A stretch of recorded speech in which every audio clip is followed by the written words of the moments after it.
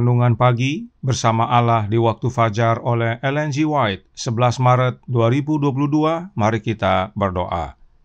Bapa kami yang di sorga, Allah pencipta langit dan bumi, laut dan segala isinya, Allah yang maha besar, satu-satunya Allah yang benar, yang kami sembah selalu melalui anak-Mu yang tunggal, Yesus Kristus. Terpujilah Yesus, anak Allah yang maha tinggi, yang adalah satu-satunya jalan dan kebenaran dan hidup bagi kami. Pada pagi hari ini kami bersyukur boleh bangun dan berbakti, dan sebagaimana kami membaca dan mendengarkan nasihat firman-Mu, kiranya ini menjadi sukacita bagi masing-masing kami, karena Bapa mengampuni kesalahan kami. Beserta kami sepanjang perbaktian ini, kehendak-Mu yang jadi, ampun kami akan dosa dan salah, karena kami berdoa hanya dalam nama anak Allah yang tunggal, Yesus Kristus, yang adalah Tuhan dan Juru Selamat kami. Amin. Renungan hari ini tanggal 11 Maret 2022 berjudul Dia Mengampuni Kesalahan Kita. Ayat inti terdapat dalam Yeremia 33 ayat 8 yang berkata, Aku akan mentahirkan mereka dari segala kesalahan yang mereka lakukan dengan berdosa terhadap aku, dan aku akan mengampuni segala kesalahan yang mereka lakukan dengan berdosa dan dengan memberontak terhadap aku. Setiap perbuatan manusia diperiksa kembali di hadapan Allah dan didaftarkan sebagai kesetiaan dan ketidaksetiaan. Di samping setiap nama di dalam kitab-kitab di sorga, dimasukkan dengan tepat sekali setiap perkataan yang salah, setiap tindakan yang mementingkan diri sendiri, setiap tugas yang tidak diselesaikan, dan setiap dosa yang tersembunyi, serta setiap kepura-puraan. Amaran sorgawi dan teguran-teguran yang diremehkan, waktu-waktu yang disia-siakan, kesempatan-kesempatan yang tidak dikembangkan, pengaruh yang digunakan untuk kebaikan atau untuk kejahatan dengan akibat-akibat yang luas, semuanya dicatat oleh malaikat pencatat. Hukum Allah adalah standar atau ukuran dengan mana tabiat dan hidup manusia diuji dalam penghakiman. Pada waktu kitab-kitab catatan dibukakan dalam pengadilan, kehidupan semua orang yang percaya kepada Yesus diperiksa kembali di hadapan Allah. Dimulai dengan mereka yang pertama hidup di dunia ini, pembela kita menghadapkan setiap kasus dan setiap generasi, dan diakhiri dengan yang masih hidup. Setiap nama disebutkan, setiap kasus diperiksa dengan cermat. Ada nama-nama yang diterima, ada yang ditolak. Bila mana ada orang-orang yang dosanya tercatat dalam kitab catatan, yang tidak bertobat dan yang tidak diampuni, maka namanya akan dihapuskan dari kitab kehidupan, dan catatan perbuatan-perbuatan baik mereka akan dihapus dari buku peringatan Allah. Semua orang yang telah bertobat dari dosa dengan sungguh-sungguh, dan oleh iman mengambil darah Kristus sebagai korban pendamaian mereka telah memperoleh pengampunan di samping nama mereka, dimasukkan dalam kitab-kitab di sorga. Oleh karena mereka telah memperoleh bagian dalam kebenaran Kristus, dan tabiat-tabiat mereka didapati selaras dengan hukum Allah, maka dosa-dosa mereka akan dihapuskan, dan mereka akan dianggap layak menerima hidup kekal. Dikutip dari Alfa dan Omega, jilid 8, halaman 504 dan 505. Selamat pagi, saudaraku dalam Tuhan. Siapakah Dia yang mengampuni kesalahan kita? Siapakah Dia yang berbicara dalam Yeremia 33 ayat 8? Allah Bapa tentunya. Mari kita baca ayat 2 yang berkata, Beginilah firman Tuhan yang telah menjadikan bumi dengan membentuknya dan menegakkannya. Tuhan ialah namanya. Tuhan dalam huruf besar diterjemahkan dari kata Ibrani Yehovah, dan itulah sebabnya Alkitab terjemahan literal langsung menggunakan kata Jehovah dalam ayat ini. Siapakah Jehovah ini? Dia adalah Allah Bapa. Perhatikan Roh Nubuat menjelaskannya dalam kutipan berikut ini. From Heaven with Love, halaman 70 paragraf 5, berbunyi, Pada baptisan Juru Selamat, setan mendengar suara Jehovah yang bersaksi tentang keilahian Yesus. Sekarang setelah Yesus datang serupa dengan daging yang dikuasai dosa, Roma 8 ayat 3, Bapa sendiri berbicara. Dia sebelumnya berkomunikasi dengan manusia melalui Kristus. Sekarang dia berkomunikasi dengan manusia di dalam Kristus. Sekarang jelas bahwa hubungan antara Allah dan manusia telah dipulihkan.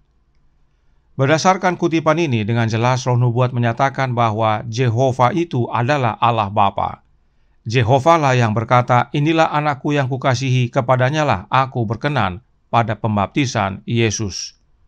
Kemudian, sebelum Yesus turun menjelma menjadi manusia, Allah Bapa, yaitu Jehovah, berbicara melalui anaknya kepada manusia.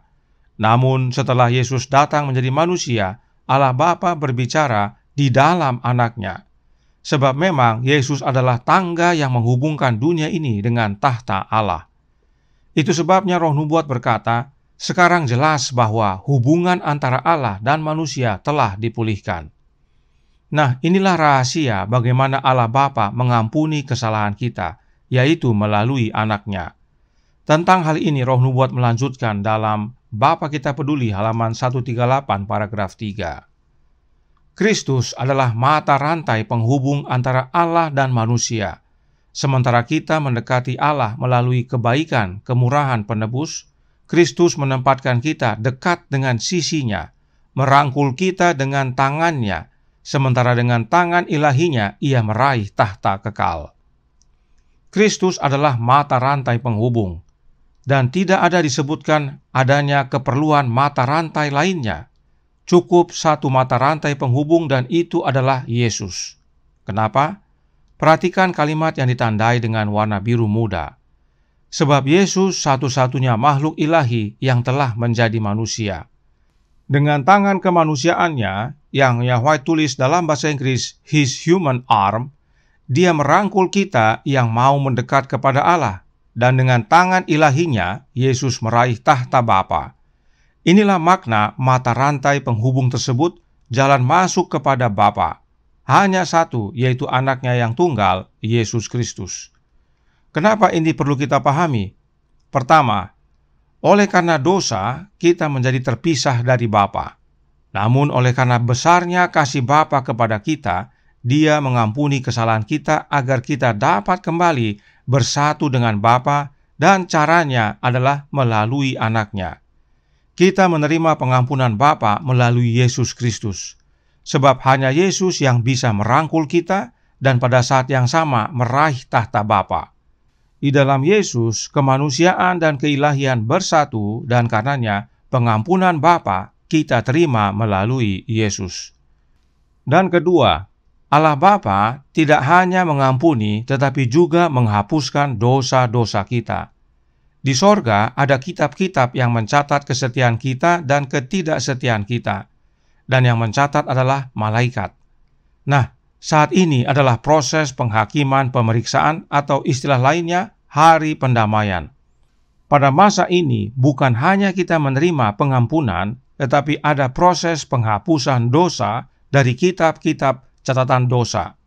Renungan hari ini berkata dalam Bersama Allah di Waktu Fajar, halaman 87 paragraf 3, menjelaskan, pada waktu kitab-kitab catatan dibukakan dalam pengadilan, kehidupan semua orang yang percaya kepada Yesus diperiksa kembali di hadapan Allah.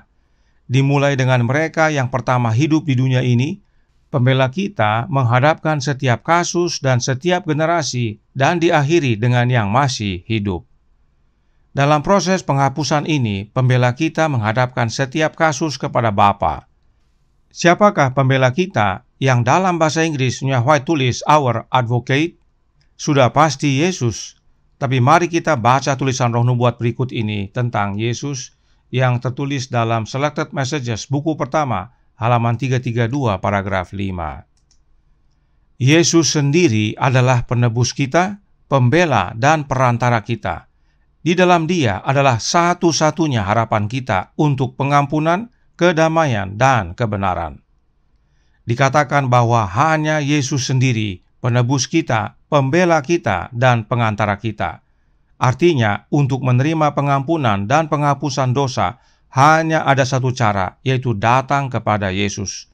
Dan bahkan dikatakan bahwa di dalam Yesuslah satu-satunya harapan kita untuk pengampunan, kedamaian, dan kebenaran. Dari membaca kutipan roh nubuat ini, kebutuhan kita hanya satu, yaitu Yesus Kristus. Karenanya, kita datang sebagaimana kita ada kepada Yesus, bukan hanya waktu baptisan, bukan hanya waktu perjamuan suci, tetapi setiap saat kita datang kepadanya, menilik hati dan mohon ampun, serta menerima penghapusan dosa. Inilah pentingnya kita memahami bahwa Yesuslah satu-satunya mata rantai yang dapat menghubungkan kita kepada Bapa. Sebab kepada Bapa lah Yesus memohonkan pengampunan dan penghapusan dosa. Dan memang hanya Yesus yang dapat memohonkannya kepada Bapa. Karena hanya Yesus sendiri penebus, pembela, dan perantara kita. Tidak ada yang lain. Lalu bagaimana dengan Roh Kudus? Siapakah Dia? Apakah kita butuhkan Roh Kudus? Oh, sudah pasti, saudaraku dalam Tuhan. Kita percaya Roh Kudus, dan kebutuhan besar kita adalah kehadiran Roh Kudus dalam hati kita.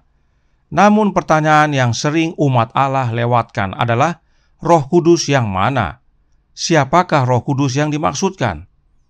Mari kita baca penjelasan roh nubuat dalam Testimonies to Ministers and Gospel Workers halaman 123 paragraf 5. Berkata, di dalam Kristus dunia melihat Allah yang tidak kelihatan. Aku di dalam Bapa, Dia berkata, dan Bapa di dalam aku. Barang siapa telah melihat aku, ia telah melihat Bapa. Sekiranya kamu mengenal aku, pasti kamu juga mengenal Bapa-Ku. Sekarang ini kamu mengenal Dia dan kamu telah melihat Dia.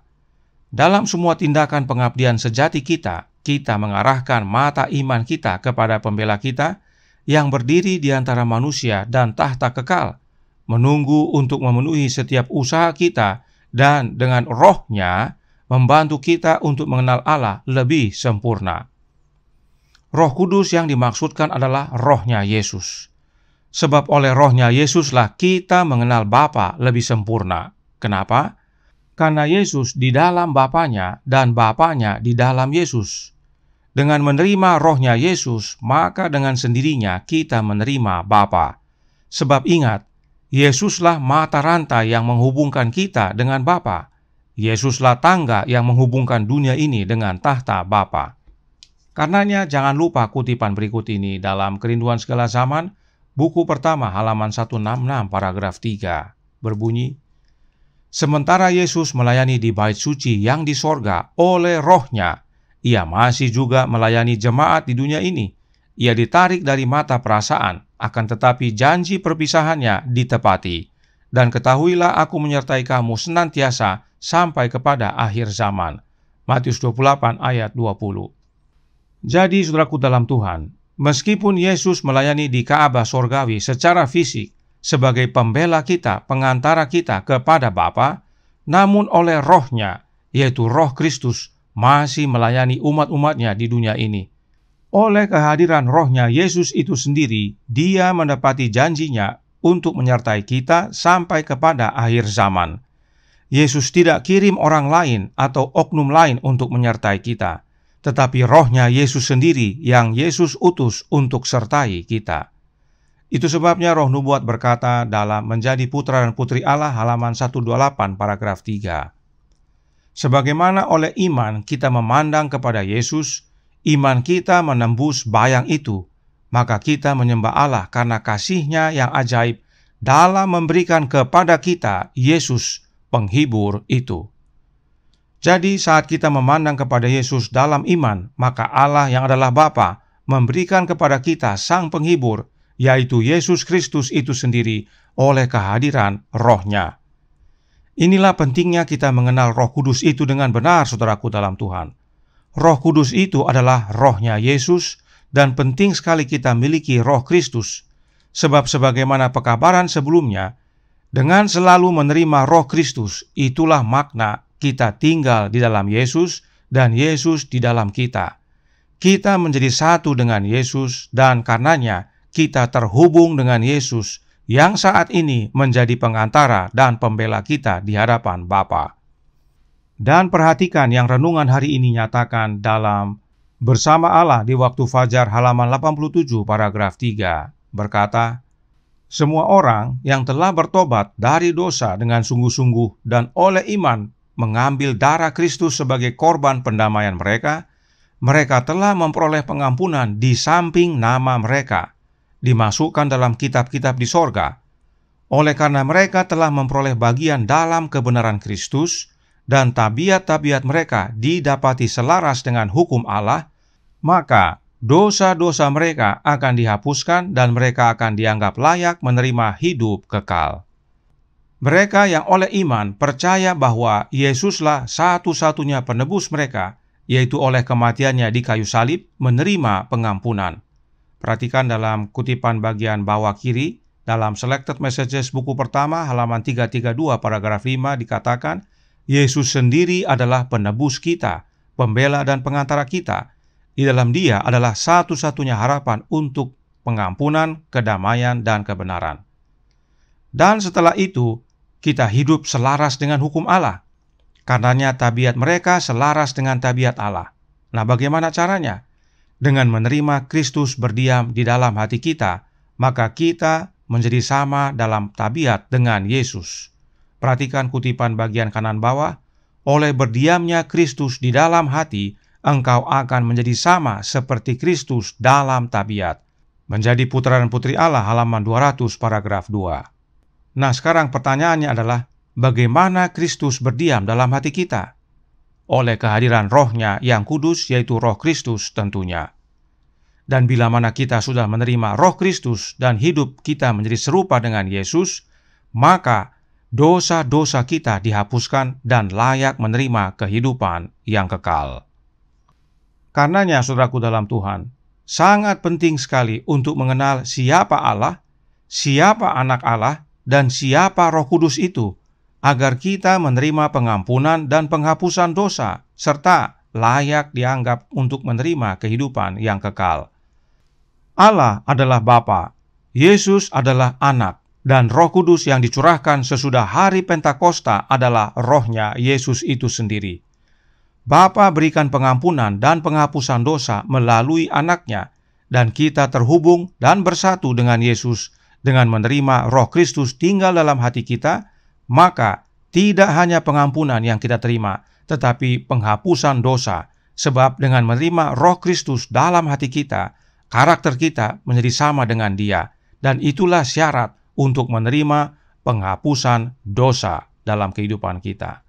Kiranya ini menjadi pembaharuan dan sukacita bagi kita.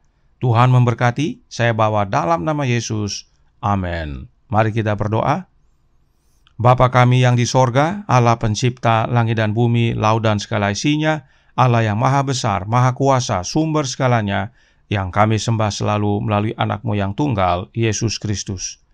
Terima kasih atas nasihat firman-Mu yang penting sekali bagi kami masing-masing, yaitu kami harus mengenal siapa Bapa, siapa Anak, dan siapa Roh Kudus. Karena pengampunan Allah Bapa karuniakan hanya melalui satu jalan, yaitu anak-Mu yang tunggal, Yesus Kristus. Serta penghapusan dosa menjadi bagian kami bila mana kehidupan kami menjadi selaras dengan karakter Bapa, yaitu yang sesuai dengan hukum Allah. Dan satu-satunya cara untuk dapat memiliki karakter Allah, yaitu dengan menerima kehadiran Roh Kudus yang adalah Roh Kristus dalam hati kami. Karenanya tolong kami ya Bapa, curahkan Roh Anak-Mu dalam hati ini, ubahkan hidup kami ya Yesus menjadi serupa dengan-Mu dalam karakter, dan layak menerima penghapusan dosa, dan layak untuk menerima kehidupan yang kekal. Beserta kami sepanjang hari ini, kehendak-Mu yang jadi, ampun kami akan dosa dan salah, karena kami berdoa hanya dalam nama Anak Allah yang tunggal, Yesus Kristus, yang adalah Tuhan dan Juru Selamat kami. Amin.